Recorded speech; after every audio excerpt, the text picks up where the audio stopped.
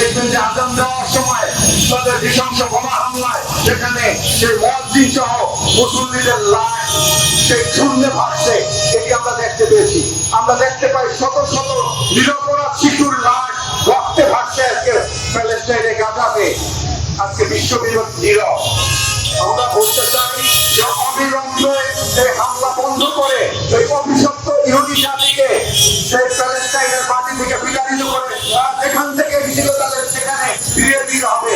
আমরা তাদের বিরুদ্ধে যে যুদ্ধ চলছে, এই যুদ্ধ জয়ী হওয়ার জন্য মুসলিম বিশ্বকে ঐক্যবদ্ধ হয়ে এই ইহুদিদের বিরুদ্ধে লড়াই করে মুসলমানদেরকে রক্ষা করতে হবে। আমরা যদি মুসলমানদেরকে রক্ষা করার জন্য সেই লড়াইয়ে শরীক হতে না পারি, আমরা যদি তাদের পক্ষে কথা সত্যের আওয়াজ তুলতে না পারি, তাহলে আমরা ভয় নেব যে আমাদের ঈমান মরে গেছে, আমাদের ঈমান দুর্বল হয়ে গেছে।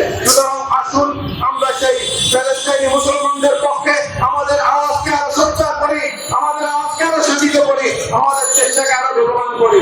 আর না হয় সারা দুনিয়াতে ইহুদি শক্তি রয়েছে, তাদেরকে নিশ্চিহ্ন করতে হবে। তাদেরকে নিশ্চিহ্ন করতে না পারলে এই ইহুদি শক্তি একের পর এক মুসলিম সভ্যতাকে ধ্বংস করে সেখানে ইহুদি রাজ কায়েমের চেষ্টা চালিয়ে যাচ্ছে, এই রাজ কায়েমের চেষ্টা করবে। সুতরাং আমার কাছে মনে হয় যে ইহুদিদের সময় শেষ হয়ে আসছে।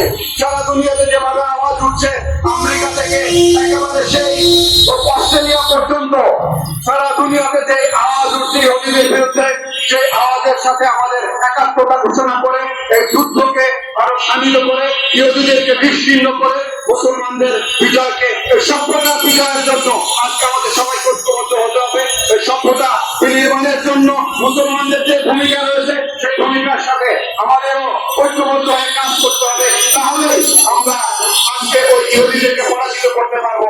আর না হয় তাদের যে ষড়যন্ত্রের জাল সারা দুনিয়াতে ছড়িয়ে রয়েছে, আমরাও সেই ষড়যন্ত্রের জাল থেকে আজকে রেহাই পাবো না। সুতরাং আসুন এই আন্দোলনকে আরো শানিত করে, এই আন্দোলনকে আরো বেগবান করে ইহুদিদেরকে দুনিয়ার বুক থেকে বিদায় করবার জন্য শুধু প্যালেস্টাইন থেকে নয়, তারা ইহুদিরা যে অন্যায় করছে তাদের দুনিয়ার বুকে টিকে থাকার, বেঁচে থাকার কোনো অধিকার নয় আমি মনে করি। সুতরাং এই আন্দোলনকে আরো বেগবান করার জন্য আমরা বাংলাদেশ থেকে তাদের সাথে একাত্মতা ঘোষণা করছি। আমাদের নিজ নিজ জায়গা থেকে আমাদের সর্বাত্মক চেষ্টা অব্যাহত থাকবে, সেই প্রতিশ্রুতি ব্যক্ত করে আমি আমার বক্তব্য শেষ করছি। আসসালামু আলাইকুম ওয়া রাহমাতুল্লাহ।